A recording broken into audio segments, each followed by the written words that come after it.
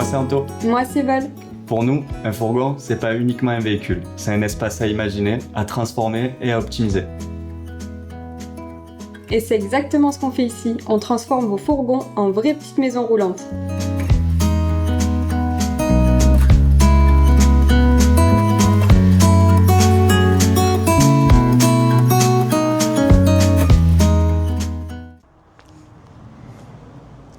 Bah alors Anto, on fait quoi ici? On fait quoi ici? C'est vrai que personne connaît cet endroit. Eh ouais. T'as Vous vu? l'avez jamais vu celui-là de garage? Non, regarde, si tu regardes de l'autre côté, t'as l'atelier, Ouais. le bureau, Le bureau ici. les stockages tout le long. Et ça, c'est les deux autres entrepôts que personne ouais. connaît. Qu'est-ce qu'on fait? On fait qu'on va ouvrir pour la première fois pendant sûrement, ça va durer au moins 4 ou 5 mois, si c'est pas 6.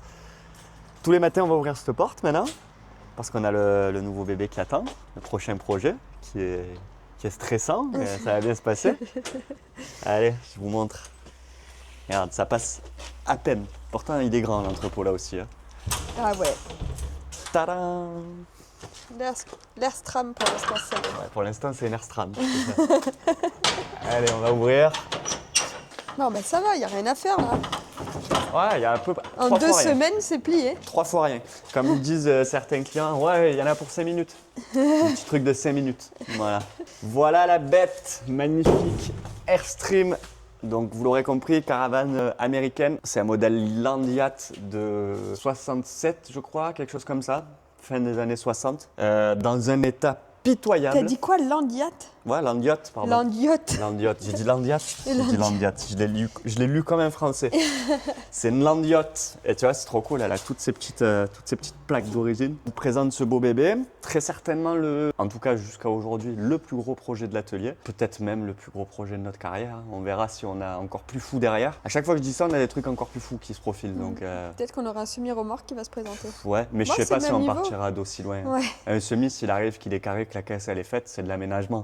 Là, on est sur une vraie reconstruction. Là, on part de zéro. Bah, tu as juste à regarder l'extérieur. Tu montes l'extérieur? Ouais, après, je tu monte verras à l'intérieur ce qu'il en reste. Mais tu vois, là, on part de très très loin. En fait, si tu vois, c'est une caravane qui a été importée, évidemment, qui a été stockée pendant 8 ans sur un terrain à l'extérieur. Donc, tu peux le voir, hein, forcément, qu'elle a été stockée très très longtemps.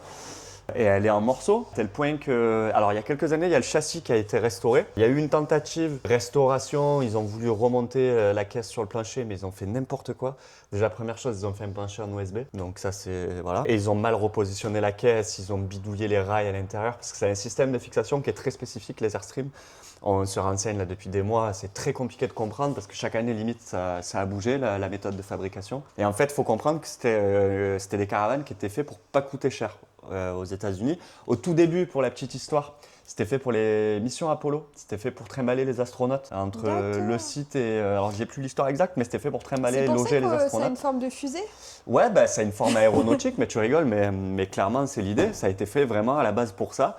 Après, ça s'est popularisé aux États-Unis. En fait, ce qui se passe, c'est que ça coûtait pas cher à produire et qu'il y avait tellement de gens qui étaient en galère pour se loger que, en fait, ils ont dérivé le truc on va dire, du côté spatial à l'usage quotidien pour les gens. Parce que c'est vrai qu'on dirait pas que ça coûte pas cher, mais c'est que de la tôle très fine. En fait, ce qu'il faut voir, c'est que c'est que de l'aluminium. Ouais, c'est donc que sur de le principe, l'alu. c'est un monstre. Hein. Elle fait quasiment 10 mètres de long. Si tu prends le linéaire, là, tu vas comprendre tout de suite. C'est immense. Double essieu, ouais, c'est ça, obligatoire. Ça paraît même léger tellement il y a une porte-à-faux de fou.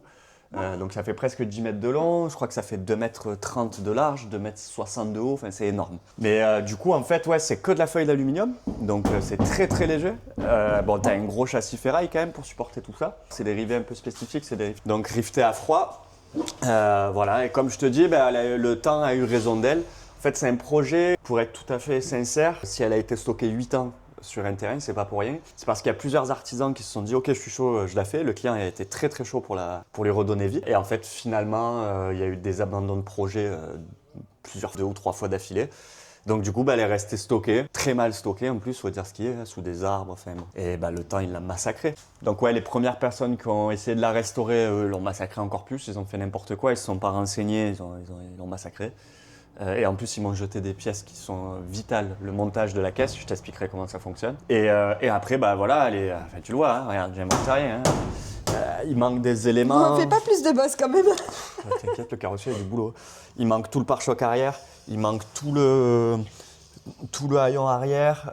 Bon, le deuxième feu, on l'a par chance. Il nous manque un peu de baguettes. Il y a tout plein de trucs qui se sont Il y a barrés. des pièces qu'on va devoir faire sur mesure. Ouais, parce que de les exactement. importer d'Amérique, ça coûte le C'est double. beaucoup trop cher. En fait, t'es pas sûr déjà de trouver les bonnes. T'as des mois et des mois de délai. Et le problème, c'est que les États-Unis, quand tu veux une baguette comme ça, il suffit que ce soit linéaire,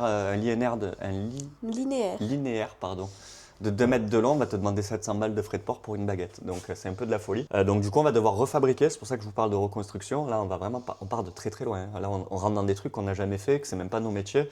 Donc on va devoir sous-traiter, travailler avec des gens qui sont capables de faire certaines choses, parce qu'il faut dire la vérité, il y a des trucs qu'on n'en sera pas capable. Et on va la reconstruire. Alors ce qui est rigolo, c'est qu'elle a son histoire, c'est ce qui plaît aux clients. Elle a des patchs partout. Je te montrerai. Déjà, tu vois, ça n'a rien à voir. C'est pas d'origine, ça. Non, mais attends, je vais montrer les patchs. Elle a été, en fait, il y a eu des trous sûrement pour les cheminées, pour les trucs comme ça. Et en fait, ils ont mis des patchs comme ça alu. Enfin, c'est même pas de l'alu, c'est du galva, je sais pas ce que c'est. Un peu partout, voilà. Ils ont bidouillé. Mais en fait, c'est ce qui fait son charme. C'est elle a encore un patch énorme là-haut, je sais pas si un patch énorme là. Après, nous, on va devoir en faire aussi, hein, parce que Wow. tu vois, il y a du Elle boulot. grince, celle-là. Il y a du boulot. Donc, explique pour la carrosserie, du coup, que c'est pas nous qui allons nous en Alors, occuper. carrosserie, déjà, regarde, je vais te montrer un peu les vitrages aussi. Carrosserie, c'est notre partenaire habituel qui va s'en occuper, notre cher carrossier qui fait toutes nos peintures Raptor. Là, ils vont venir à 2 avec son frangin. Eux, concrètement, ça paraît énorme là quand tu la vois comme ça, mais il y a déjà une grosse étape de décontamination. Donc pour la mettre au propre à peu près. Et après eux c'est du polissage parce que c'est de l'aluminium. Donc le but, tu as sûrement l'image de l'Airstream classique, mais c'est tout chrome, c'est tout brillant un Airstream à la base. Alors Nous, on va certainement dire une. Hein. ouais, il y a les 2 écoles, normalement c'est un Airstream, mais bon tu m'entendras souvent dire une Airstream. Parce qu'une caravane. Ouais, voilà, exactement. Le but, c'est qu'elle revienne à son état d'origine le plus possible. On n'est pas sur un client puriste non plus qui veut que le moindre patch soit remplacé. Voilà, on n'en est pas là non plus, parce que là, on rentrerait sur des trucs interminables et inchiffrables. Mais l'idée, c'est qu'elle soit belle, tout simplement. Donc, qu'elle retrouve quand même son côté un peu chromé. Et après, qu'elle garde aussi les marques du temps. C'est-à-dire qu'on va pas... Alors, elle n'est pas trop cabossée, donc ça va. Le peu qu'il y a en cabossage, ce sera refait par le carrossier. Mais voilà, on va conserver les patchs. On va tout étanchéifier, bien sûr, hein, mais on va conserver les patchs, on va conserver toutes les baguettes. Alors, tout ça, ça va être refait. On va essayer de refaire passer dans des traitements. Tu as des bains. Alors, le bain de chrome, c'est interdit maintenant, mais tu as des équivalents au bain de chrome. Donc, on a plein de pièces à faire passer en bain de chrome. Voilà, on va essayer d'y donner le maximum d'allure origine, tout en gardant les traces du temps. Avec en plus, nous, c'est ce qui nous plaît. Ça pourrait être cool. Ça va être très cool. Après, il y a beaucoup de difficultés. Là, ça fait déjà. C'est pour ça que je vous dis, là, c'est une grosse annonce aujourd'hui. On a spoilé un petit peu sur les dernières vidéos de Ventour, mais c'est un projet qu'on bosse déjà depuis plusieurs mois, ne serait-ce que pour la recherche, parce qu'il y a un travail de recherche qui est colossal, vu que c'est que de la découverte. Et il y a plusieurs points qui sont très sensibles, qui nous font très peur, mais bon, on va devoir y passer, notamment la restauration des fenêtres. Tu vois, on a toutes les fenêtres à restaurer, absolument toutes. Et tu vois, elles sont galbées. La chance qu'on a, c'est que c'est du plexi, c'est pas de la vitre. Donc en prenant un plexi assez fin, on arrivera à retrouver le galbe. Mais tu vois, celle-là, elle est à peu près entière. Là, normalement, il y a de la petite soudure aluminium tout autour. Il va falloir tout recréer, tout restaurer. Celle qui est en morceau, c'est celle qui est là-bas. En morceau. Ouais, voilà, oui, tu vois, presque. celle-là, par exemple, tu vois, elle a été Là, on réparée peut le avec du voir. scotch alu à l'époque. Et je pense qu'il avait même condamné avec du scotch alu. Putain, le scotch, il veut plus bouger, quoi. Donc tu vois, il va y avoir de la soudure alu, refaire les baguettes, refaire les loquets de verrouillage, quitte à en recréer. Enfin, tu vois, là, on est vraiment sur un truc, je peux pas te dire. Je crois qu'il n'y a pas pire en fait, hein, concrètement. Là, on est dans un état. L'intérieur, on va y venir après, mais on a essayé déjà avec Rémi l'électricien de reconstituer un peu les morceaux. On a retrouvé des bouts qui nous manquaient. Parce que là, déjà, on s'est aperçu qu'il y avait un premier gros problème, c'est qu'elle a été reposée, la caisse, au mauvais endroit. C'est-à-dire que normalement, elle doit venir vraiment au bord du châssis et tu as une tôle qui vient couvrir tout ça. Donc là, tu vois, on a réussi à retrouver des éléments qui vont venir ici. Il va nous falloir recréer celui-ci parce qu'il n'existe plus. Tu vois les patchs, ce que je te disais. Là, c'est un bon exemple. Voilà. Bon, ça, évidemment, ça va dégager, mais il m'avait fait une fenêtre en bois. Donc à l'époque, les ricains mettaient toujours une clim là. Donc nous, évidemment, là, ça... On va la conserver. Hein. Ouais, tout à fait. ça dégage, ça va finir chez le ferrailleur. Et il va falloir recréer une baie, parce que je pense qu'on ne trouvera pas dans ces formats-là. Donc là, ça va être un calvaire aussi, de recréer cette baie-là. Je ne sais pas combien de centaines d'heures, peut-être pas de centaines, mais de dizaines d'heures on va passer, mais ça va être un calvaire. Bon, la lettre, ça, c'est rien du tout, on va la retrouver. Non, mais c'est bien Airstram. Il nous faut, tiens, passe de ce côté. Il nous faut recréer absolument tous les feux tout un faisceau électrique. Donc là, Rémi, il a un travail monstrueux. Ça fait un moment qu'il réfléchit dessus aussi. Il faut recréer en fait tout le faisceau. Il n'y a plus de faisceau, il n'y a plus rien. Donc en fait, reposer des feux de gabarit partout. Tu as quelques marques qui te font deviner qu'il y en avait là. Regarde, tu vois là, tu as les trous et le feu, la marque ovale. Là. Tu vois là, c'est un peu de l'archéologie là qu'on fait en ce moment. Hein. Mais c'est clairement ça, hein, pour savoir où ça va, trouver des photos d'archives, trouver des infos sur le net, trouver des pièces qui correspondent parce que ça tu trouves plus. Donc là on a fait tous les schémas avec Rémi, tu vois, bon là je les ai pas, mais on s'est fait des listings, on a commencé à tout mettre à plat pour savoir combien il faut de feu, combien il faut de machin et ainsi de suite.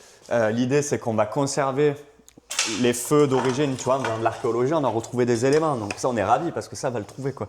Le feu d'origine, donc nous, évidemment, ça va être restauré, hein, mais... Donc tu vois, là, on a réussi à recomposer un feu.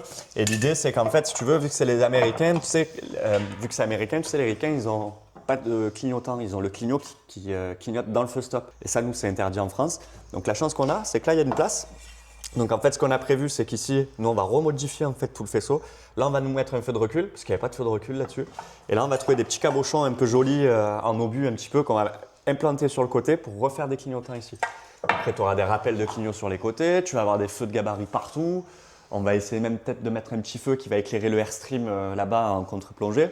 Enfin, on a prévu plein de choses. Bon, ça, quand on sera là, Ben, ça va commencer quasiment par là. Ah ouais? Eh oui, les lacs auto, ça se fait dès le départ. Hein. Donc on va commencer par les lacs auto. Ouais, donc vaut mieux réfléchir aux petits LED pour. Bien, j'ai envie de te dire, je crois que j'ai fait le calcul, il y a 25 ou 27 feux à rajouter. Je ne suis pas à un feu près. Hein. Donc, C'est clair. donc voilà, l'idée, ça a été, tu vois, elle est bien cabossée. Ah ouais, là, les cabosses. Ouais, c'est le seul. Mais tu vois, l'idée, ça a été vraiment de tout réfléchir pour optimiser, moderniser. Donc nous, évidemment, on va tout passer en LED. Ce sera encore plus sympa. Orange et pas blanche sur les côtés. On veut garder un côté vraiment vintage. Après, vous savez que ça nous passionne, nous, de conserver le plus le côté vintage. Donc, on va se régaler. Hein. Bon, on va se régaler dans tous les sens du terme, hein, autant positif que négatif. mais du On va coup, s'arracher voilà. les cheveux. Ouais, après, c'est un super projet. Nous, vous allez vraiment voir plus que ça pendant plusieurs mois. On part sur un projet de 4 à 6 mois. Alors, j'espère vraiment qu'on n'en mettra que 4 ou 5 et pas 7. Mais c'est très, très, très difficile à chiffrer en termes de temps parce que tu as une reconstruction complète. Donc, tu peux passer peut-être un mois à galérer sur un truc de merde. Donc, écoute, j'espère que ça se passera bien. Mais du coup, vous allez avoir une tonne de contenu dédié à l'Airstream. Vous allez voir plus qu'elle passer. Peut-être vous faire des formats vlog sur YouTube un peu Ça plus va être détente. surtout des formats vlog. Hein. Ouais, ça va être essentiellement du format vlog, mais je sais que les vlogs aujourd'hui ça marche bien, les gens aiment bien, ou c'est un peu plus détente, on se prend moins au sérieux entre guillemets, mais c'est filmé un peu plus sur le vif, il y a moins de cuts et c'est plus naturel. Et au même vous nous voyez aussi galérer parce que vous le savez, le principe aussi c'est de vous montrer que c'est pas si facile et que des fois on galère, on est comme tout le monde quoi, surtout quand tu pars de zéro et que là il y a personne qui, bon, je peux appeler personne hein, pour demander des conseils malheureusement. On serait aux US, ça serait différent. Mais à part s'il y a des abonnés qui sont. S'il y a des abonnés qui sont passionnés d'américaine, passionnés d'Airstream, qui ont des plans pour des pièces, qui connaissent une casse en France qui est spécialisée dans la pièce américaine et qui a notamment des pièces d'Airstream, on est preneur, n'hésitez pas. Mais là, dans mes contacts, même si on en a beaucoup, là j'ai du mal je sèche un peu quoi, pour trouver quelqu'un qui va pouvoir me renseigner là-dessus. Voilà, donc tout ça pour te dire, voilà, tu vois l'arrière, il manque tout. L'arrière, il manque tout pour choc.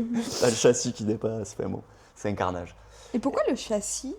Du coup, tu dis qu'il n'est pas assez avancé là et là il dépasse. Parce qu'en fait, il dépasse parce qu'en fait, tu as un énorme pare-choc normalement qui vient faire le retour, mais tu as toujours un vide entre les deux. D'accord. En fait, tu as un bout du châssis qui est visible ici, et après tout ça, c'est un grand pare-choc qui n'existe plus. Donc si on arrive à le trouver, c'est merveilleux. Je pense qu'on va en chier. Donc là, normalement, le carrossier, il a prévu de travailler avec un taulier pour reformer un truc qui ressemble à l'origine. Voilà, donc pour l'extérieur, tu vois le morceau, hein, tu vois, c'est un monument. Hein. Regarde, reste ici. Regardez un peu l'engin, quoi. Quand vous vous rendez compte, c'est un truc de dingue. C'est un truc de dingue. Donc voilà, on vous dira les choses au fur et à mesure, mais nous, il y a des trappes qu'on va garder, d'autres qu'on va condamner. Cette fenêtre-là, elle va sauter, on va la recouvrir avec de la tôle parce qu'on donne sur la cuisine et on a largement assez d'ouvrants, donc celle-là, on la condamne. Ah, je me trompe à chaque fois de côté, je crois que tu as raison. Non, c'est celle-ci qu'on condamne, la cuisine, elle vient là. Mais pourquoi on la condamne? Parce qu'en fait, on est trop... Non, c'est pas celle-ci. C'est celle-là? En fait, là, comme il y a l'entrée, Le salon, il va être ici. Là, on va garder les fenêtres de la cuisine. Non, c'est celle-ci qu'on condamne. Oui, c'est excuse-moi. celle-là qu'on condamne parce que là, ça va être une penderie normalement. C'est ça. Et ça m'arrange parce qu'il n'y a plus rien sur celle-ci. Ouais, bah écoute, tant C'est mieux. la recréer à 100%. Donc là, on va condamner. Voilà, on va passer un peu à l'intérieur. Je vais te montrer un petit peu l'intérieur. Et là, tu vas péter un boulard, je pense. Enfin, moi, j'ai pété un câble la première fois que je l'ai vu. Bah, de toute façon, t'expliqueras le fonctionnement de comment on va faire pour l'aménager. Ouais, bah, je vais t'expliquer dans les grandes lignes les étapes. Et puis voilà. Mais je vais être sincère, c'est un chantier, quand on est allé le voir, on est allé évidemment le voir sur site. C'est pas la caravane qui est venue d'abord ici, parce que pour l'amener ici, ça a été un autre exploit, on en parlera plus tard. Mais on est allé la voir sur place. Et sincèrement, pendant une semaine, je faisais que dire à Val, on la fera pas. On la fera pas parce que c'est inchiffrable. On rentre dans un truc où concrètement, si je me plante, je plante l'atelier avec. Si je mets un an à la faire alors que j'ai chiffré 6 mois, je me plante complètement. Donc c'était compliqué, il y avait zéro sécurité là-dedans. Et de notre côté, vous nous connaissez, on adore le challenge. Moi, un truc comme ça, je trouve ça magnifique, même dans cet état. Donc finalement, après réflexion, on a mis 2 mois à chiffrer le projet, 2 mois de recherche intensive pour pouvoir donner un chiffre au client. On a vu que le client suivrait, donc on s'est dit, bon, bah, allez, on est parti, là, c'est bon. Ça nous change du Ducato un peu. Donc, Ça nous change des fourgons. donc bon, mais moi, là, je suis un peu comme ça quand Eh même. oui, hein. ça va le faire, t'inquiète, Voilà. on va y arriver. Tu sais pourquoi je suis comme ça? Parce que regarde. Regarde-moi cette poubelle. Oh putain, t'es accroché C'est là. sûrement la première fois et la dernière fois que je dirais ça, j'espère. Mais là, c'est une poubelle quand tu vois ça. Donc tu vois, évidemment, il y a des pièces partout. On ne sait même pas ce que c'est. Ça, c'est des passages de roues, mais voilà, on ne sait même pas ce qu'on va garder ou non. On a encore un peu d'archéologie à faire pour voir ce qu'on conserve, ce qu'on ne conserve pas. Donc tu vois ce plancher pourri en OSB qu'ils ont essayé de faire. Il est déjà pourri alors qu'il a sûrement 3 ou 4 ans. Bon, enfin, ça c'est un détail. Évidemment, tout ça, ça dégage. Et là, tu as dû remarquer qu'il y a eu un beau travail là, d'étayage. C'est un charpentier qui avait ça. Ah ouais, sûrement. Mais il y a un beau boulot. Et ça, tu vas me dire pourquoi c'est là. Ben, c'est là parce qu'en fait, si tu les enlèves, la caravane, elle s'effondre. Ah bon? Ouais. En fait, si tu veux, l'Airstream, elle est faite d'une façon où, comment t'expliquer, tu vas avoir ton châssis avec ton plancher, un rail qui va faire tout le tour. Et en fait, le rail est fait de sorte à ce que ton plancher est pris en sandwich. Et comme un L, en fait. Tu as d'abord un U où il y a ton plancher qui rentre dedans. Et après, tu as un L, j'ai pas les doigts assez. Voilà. Grosso modo, le rail, il ressemble à ça. Voilà. D'accord. Là, ton plancher, il vient. Là, ta coque, elle vient se mettre contre. Et après, c'est riveté tout autour par l'extérieur. Ce qui fait qu'en fait, tout tient d'un bloc. Et en fait, c'est ce qui va créer la rigidité. C'est que tout tienne d'un seul bloc. C'est très simple, finalement, le fonctionnement. Sauf qu'il fallait comprendre comment c'était foutu parce que ça n'avait pas été ça dans toutes les années. Donc, on s'est un peu fait chier à trouver les bonnes infos. Et en fait, bah là, ils ont fait n'importe quoi. Ils ont démonté les rails, ils les ont jetés. Donc, du coup, en fait, ils m'ont perdu 97% des rails. Il m'en reste juste 3% que je vais pouvoir amener chez un tôlier pour qu'ils me refassent les rails. Parce que c'est introuvable en France, bien sûr. Mais du coup, bah, en fait, ils en sont arrivés là. Ils ont fait ce plancher, ils ont remis la coque dessus parce qu'ils ont restauré le châssis. Donc, ils ont levé la coque. Ils ont refait un plancher, ils ont restauré le châssis. Le châssis est super bien restauré pour le coup. Et ils ont remis la coque, sauf qu'en fait, ils se sont rendus compte qu'il n'y a rien qui tenait. Et quoi, avec la caravane, elle dansait dans tous les sens et qu'elle s'effondrait. Donc, ils ont fait un étayage dedans, juste pour la bloquer et plus toucher pendant X années. Je ne sais pas combien d'années ça fait que c'est là, mais ça fait quand même une paire d'années. Et du coup, bah, elle est restée comme ça. Et nous, on a chié, mais on a un copain qui fait du transport, avec qui on a fait un convoi exceptionnel. On y est allé à plusieurs véhicules, un camion, machin, et on l'a tracté. Alors, on a pris les risques. Je sais que c'est pas très cool de vous dire ça, mais on l'a sanglé, évidemment, tout le long, pour encore plus la bloquer. Et on s'était mis à plusieurs voitures, des voitures balais, des voitures à l'arrière, avec les warnings, tout ça. On bloquait les ronds-points, parce que là, tu avais un convoi de, je crois, 17 mètres avec le camion du copain. Et en fait, on a fait le trajet. Heureusement, elle n'était pas très loin. Elle était sur le papier 20 minutes d'ici. On a mis 1 heure, évidemment, à rentrer, 1h30 même. Et on est rentré tout doucement avec, en roulant à 30 km/h. Et on l'a déchargé ici, non sans mal, mais on a réussi. Donc voilà la bête. Bah, du coup, je peux pas te dire plus, hein, tu as juste à ouvrir les Bah, yeux. je vais vous faire un peu le tour de ce Ah. magnifique Fais gaffe à pas te aménagement. casser la gueule, hein, parce que là, il n'y a plus rien qui tient. Là, c'est de la fibre.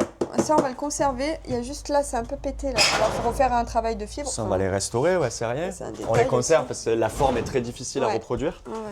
Et que le meuble est beau en plus, tu Mais vois. je vais passer à travers du Fais gaffe, plancher, là. moi je suis déjà passé à travers. Ah ouais? Ouais, tu vois, le meuble est magnifique, hein. Tu vois la forme que ça, c'est super sympa. Bah, c'est très années scandinave, ça. 70. Ouais, c'est scandinave même. Ouais. Donc ça, on va les Ça, conserver. j'aime trop cette matière. Ouais, c'est mais quoi? ça, je pense qu'on va conserver, restaurer. Il y avait des haut-parleurs là derrière en fait. Ah, ouais, il y en a là encore. Ah ouais, il y est Ouais. toujours. Là, on va restaurer, conserver. Voilà, après les passages de roues, ça c'est pas mal. Bon, on va les refaire parce que Mais au moins on a le gabarit quoi. Exactement. Tu veux que je te parle de l'implantation ou pas vraiment? Ou c'est trop tôt? Trop tôt, moi je pense Ouais. que ce qu'il faut que tu dises, c'est comment on va procéder donc, par Ouais, rapport à la coque. dans quel ordre? Ouais. Alors, l'ordre, justement, tout le taf de recherche, il a été là-dedans, de voir dans quel ordre on allait bosser, parce qu'on n'y est pas là à l'aménagement, tu as compris quoi, dans quelques mois quoi.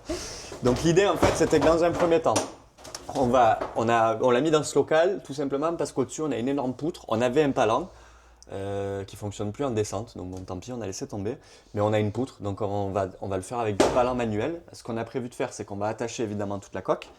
On va soulever la coque, que là elle ne tient plus à rien en fait, hein, tu peux la soulever.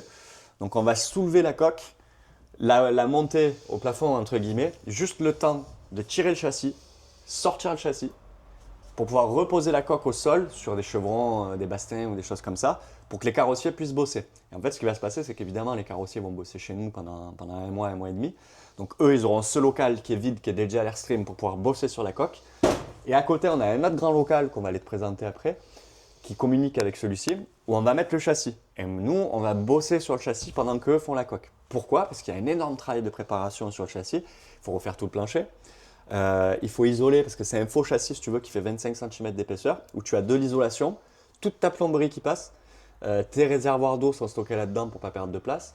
Donc voilà, il y a déjà un énorme travail de préparation là-dessus. Il faut qu'on recrée dessous. Normalement, tu as des tôles aussi en alu qui viennent fermer tout le dessous. Là, elles sont inexistantes, donc on va devoir les recréer. En fait, l'idée, voilà, ça va être de recréer déjà toute la préparation du châssis, avec un plancher tout propre, tout mettre les cuves, l'ISO, voilà, que tout soit nickel, prêt à recevoir la coque. Une fois que ça c'est fait pour nous, je pense qu'il y a déjà un bon mois de boulot, et que les carrossiers ont fini leur travail de carrosserie extérieure, on ramène le châssis, on le représente, et là ça va être une journée épique, parce qu'il va falloir être concentré, minutieux, et 4 ou 5 pour pouvoir tout positionner. Et là, on va redescendre la coque sur le châssis, la positionner correctement, tout fixer. Et là, déjà, on aura fait une grande étape, c'est-à-dire qu'on aura la caisse qui est refixée sur un plancher qui est nickel, la caisse refaite, prête à être aménagée. Entre-temps, moi, la première des choses, c'est qu'on va, avant que le carrossier arrive, tout dépioter, tout vider. Et une fois que ça se sera fait, ensuite, elle sera en chair. On pourra l'amener dans l'atelier principal. Et là, l'aménagement entre guillemets commencera. Donc je pense qu'on commencera par la restauration de toutes les ouvertures, parce que tu sais que la priorité c'est hors d'eau, hors d'air, en sachant qu'on remplace tous les lanterneaux. Donc tu vois, il y en a 3. Donc là, on va en passer un énorme ici. Alors, on prend du 70-96 ou un truc comme ça. Là, on va remettre 2 40-40 tout neuf, on ne conserve pas ces merdes. C'est dans un état catastrophique. Mais non, c'est mignon, regarde. Ouais, non, mais là, c'est dans un état assez catastrophique. Donc là, tout ça, ça dégage. On remet tout au propre avec du lanterneau standard, j'ai envie de te dire. Voilà, donc hors d'eau, hors d'air. Une fois que ça c'est fait, déjà on y verra plus clair. Et ce tuyau, on va le conserver là. Ouais, tout à fait. Ça, c'est- En parallèle de ça, ce que je t'ai pas dit, c'est que pendant que les carrossiers bossent sur la coque, Rémi Lélec va être là pendant un bon moment pour commencer à bosser sur la partie électricité auto. C'est-à-dire que lui il va tirer tout bonne son laine de verre, faisceau. Lui va tirer tout son faisceau, préparer tout son câblage, on va préparer tous les feux de gabarit. Pourquoi il faut le faire dès le départ? Ce que je te disais tout à l'heure. Parce que tout simplement, les feux, le faisceau électrique, il va passer dans les habillages, dans les parois. Donc nous, ce qu'on voulait faire avec Rémi pour bien dissocier les deux, c'est qu'on va d'abord tirer le faisceau, le plaquer contre, isoler par-dessus, c'est des câbles qui sont très très fins, isoler par-dessus, et au moins on différencie le faisceau électrique de l'Airstream de l'électricité qu'il y aura à l'intérieur de l'Airstream avec un gros kit Victron comme on fait d'habitude. Donc du coup voilà, pendant que les carrossiers bossent là-dessus, là on va bosser un peu partout, tous dans tous les sens. Rémi déjà il a une taf, à mon avis, de 2-3 semaines sans problème, juste déjà pour recréer un faisceau. Donc voilà, on va très certainement, il y a 9 chances sur 10 pour qu'on intègre une caméra, parce que tu vois, c'est obligatoire d'avoir une caméra de recul là-dessus. Dans les trucs très sympas, on doit changer la roue jockey qui a été coupée, bon bref, elle est morte, donc on change la roue jockey et on va lui rajouter une petite option plus que sympa, c'est-à-dire qu'on va mettre, alors ça vaut une fortune, mais bon, on n'a pas le choix, on va mettre une sorte, c'est un petit robot sur batterie lithium qui vient se prendre sur un crochet que tu mets sur ta flèche, et en fait c'est une déplace caravane pour pouvoir la déplacer avec une télécommande. Tu vas me dire, il y a des trucs qui existent sur les roues, des patins qui viennent sur les roues, mais là ça marche pas, elle est trop grosse, elle est trop lourde, donc là ça va être un petit robot carrément qui va nous la manipuler, donc ça je me languis de vous faire la vidéo où on l'aura mis en fonction avec le petit truc qui se déplace, donc ça c'est génial. Ok. Voilà, bah écoute, je te propose qu'on sorte, on va se mettre un peu à la lumière parce que là il fait sombre, il y a des araignées partout. Et il y a potentiellement des trous dans le plancher. Ouais, fais gaffe où tu marches. Aïe. Je suis déjà Regarde, passé qu'est-ce à que travers. Je suis déjà passé à travers. Bon, évidemment, il y a la porte à restaurer aussi, la moustiquaire à la restaurer. Ça, c'est trop stylé. Hein. Voilà, la N'empêche. moustiquaire c'est facile, mais alors la porte. Ah, regarde comme elle est stylée, vas-y, sors. Ouais, c'est facile, hein, c'est facile. Non, je rigole. Mais faut se dire ça. Ça, c'est trop cool. Hein. Après, on s'en persuade. Ah, c'est sympa, je sais pas à quoi ça sert. Bah, c'est pour passer la main, vraiment, ou ouvrir la poignée. Non. Oui, tu vois, c'est pour passer la main et ouvrir la porte. Bah, en fait, c'est quand tu fermes ta moustiquaire, t'es obligé de. C'est rigolo, ouais, comme c'est foutu. Elle est déjà coincée. Voilà, on n'a pas fini d'en avoir des surprises. Voilà, tu sais tout pour ce magnifique projet Airstram.